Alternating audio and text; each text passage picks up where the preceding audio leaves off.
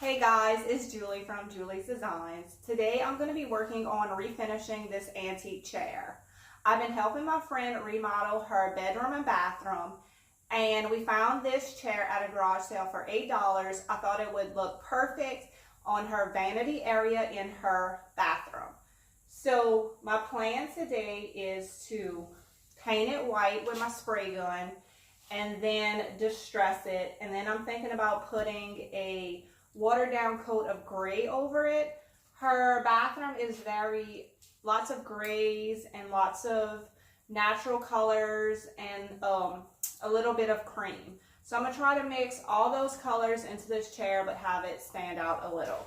It also has a cushioned seat, so I'm going to recover that with this. It is actually a pillow cover that I'm no longer using, but it has, she wanted a little bit of color, so it has some of the colors, her accent color she's going to have going on. It also has cream and gray in it, so I think it's going to look great once this is painted. This chair, it was in pretty rough shape, so what I did was I took it all apart and I glued it back together. So now it's nice and sturdy. It has this great detail on the back that's going to look so good once it's painted and distressed. I'm going to be using white chalk paint in my spray gun. I like the Kilts brand or the Rust-Oleum brand. I'll put a link to that. You can get it at Amazon, Home Depot, Walmart, all of those places. I'm going to be using this spray gun from Harbor Freight. It's $16, plus you can use a coupon. It works great. I'm actually planning on getting 2 more of these, and then I can put each color that I use in my spray gun and makes my projects go faster. And then I'm gonna see how it comes out after I paint it white and distress it and see if I want to add the gray. But what I'm gonna do is probably water down a little bit of this Waverly gray chalk paint and add it on after I spray paint it and distress it. So I'm gonna go ahead and get started and spray paint this chair.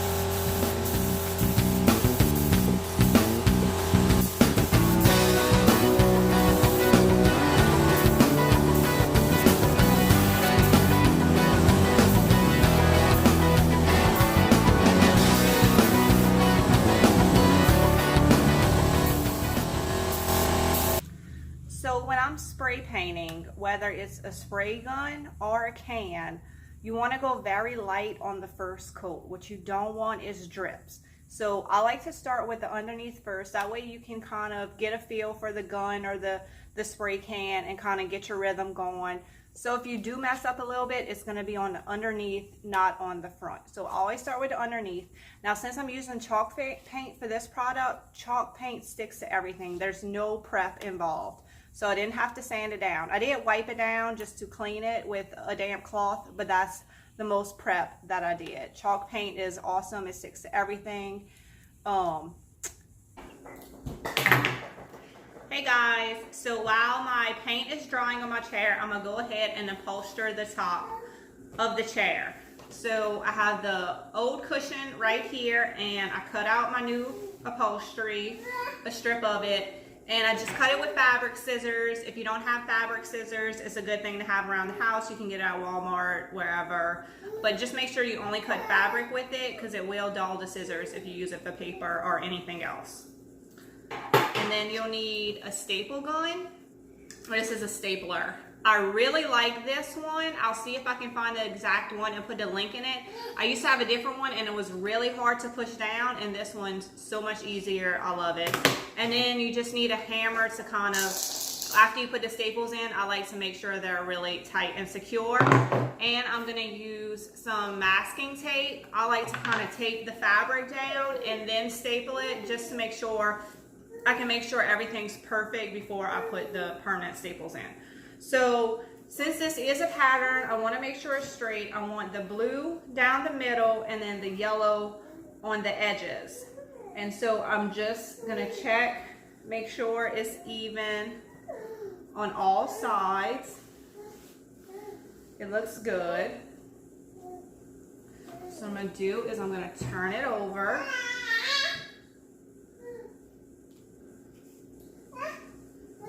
You hear those noises? That's my little girl. She's hanging out in here with me.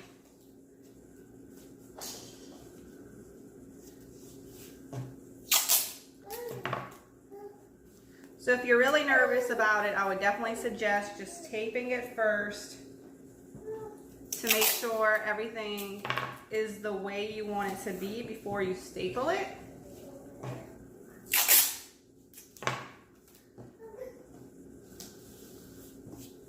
Okay. I think that looks good. It looks straight, it looks even. Now I'm gonna go ahead and staple it. So how I upholster is I staple the middle first. I might not even need the hammer. They're going in there pretty good.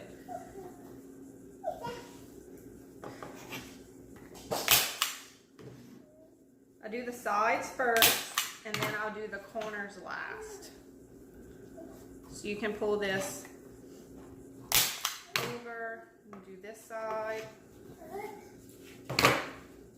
You want to start in the middle of your side and then work your way out.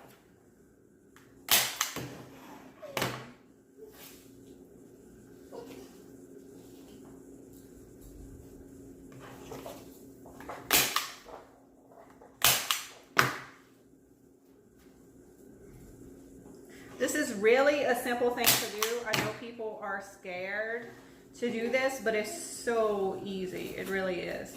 And with every project, the more you do it, the more comfortable you will be. The more confident you'll get, the easier the projects will be.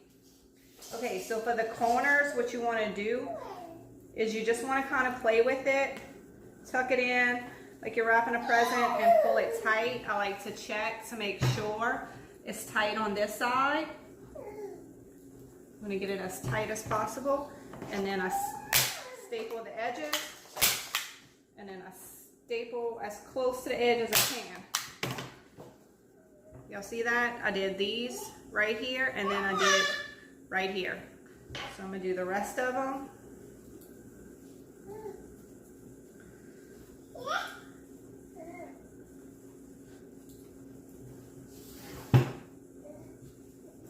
Okay.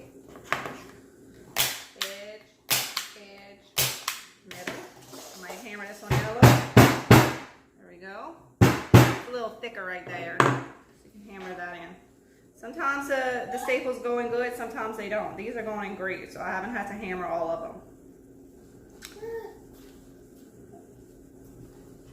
them.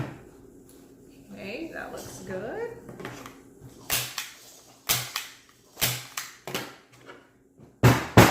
One more and we're done. So I'm gonna have to show y'all this setup I got with my camera. I'm new to filming, so I definitely need to look into a tripod. It was difficult to figure out where to put the camera. So I have a chair and then a tote, and then I have my camera taped to the tote at an angle. It's kind of ridiculous. So I really need to look into getting a tripod if this is something I'm gonna continue doing.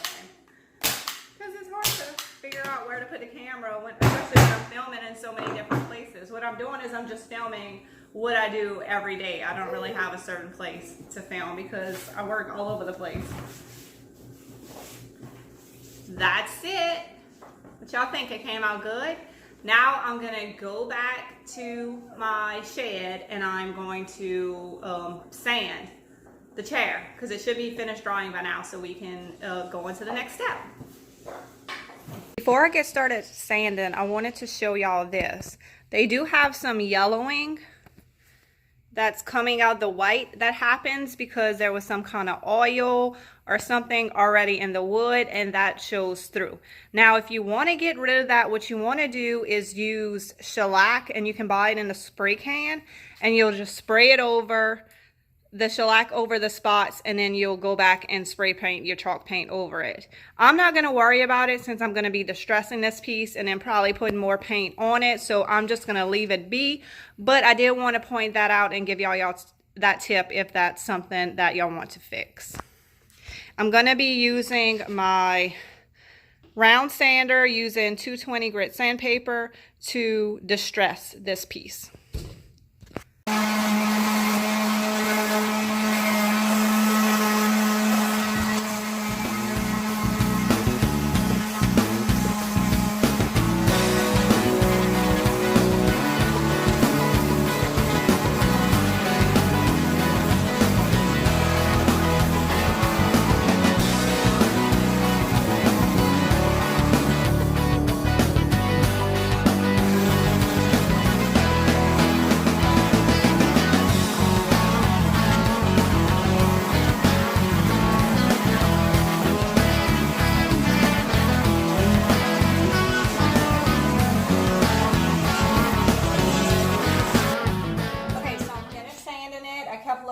it, making sure it, I had every bit of it. I did sand it down pretty heavily because I did want it to be more distressed, especially since there were so many imperfections in this piece. The more distressing, the more it'll hide those imperfections. So what I'm doing now is just wiping it down with a damp rag, and it's gonna pull off a little bit more paint, but not a lot. I really paid attention to the back because I know this is going on her vanity, and the back is what you're gonna see the most because it'll be pushed in underneath the vanity. And I do think I'm gonna go with the watered down gray and just add that over the white. And it's just gonna tint the white a little bit, give it a little more gray, a little more dimension, and I think it's going to match better in her bathroom, just knowing exactly what her bathroom looks like. Oh, I forgot to do this leg right here. So I'm gonna go back and sand that real quick. And then I'm gonna go grab the gray and put that on and let it dry. And then we will be ready to attach the upholstered seat to the chair.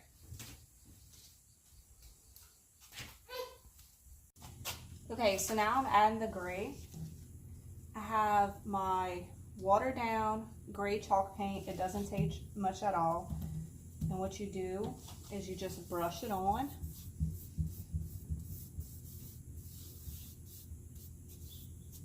And then I'm gonna wipe it off using a dry paper towel. Now chalk paint is very forgiving. So if you take away too much, you can add it back. And if you put too much, you can take it away with our wet towel. But first I'm gonna start with a dry paper towel, and I'm gonna wipe it off what I just put on, and you see it just leaves, adds a little bit of a gray. I want some gray in the wood too, because on her vanity it's stained wood, but she also added gray on top of it like this, so it'll match good. You can kind of, it's just however you want it to do. If there's brush strokes and you don't want to see those, then you can come back. I would let it dry first, and then you can come back with the wet towel and just kind of spot the places where you want to take off a little more, and then you can go back and add more if you want. It's whatever look you're going for. But like I said, the chalk paint is very forgiving, so you really can't mess it up. And it's kind of, if you ever chalk painted, this is kind of like waxing. So think about waxing in any color that you want. All you have to do is add a little water to it. So I wanted this gray kind of overlay look, so I didn't need to go out and buy a special wax. I just added a little bit of water to my gray chalk paint, and I'm getting the same effect. And so it's going to be a little bit whiter in some areas, a little bit grayer in some areas.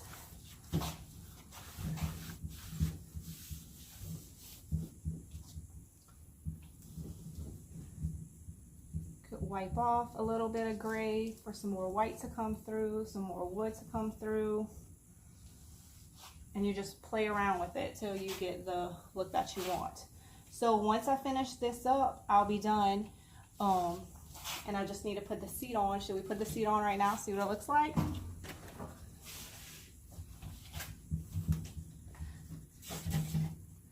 Perfect.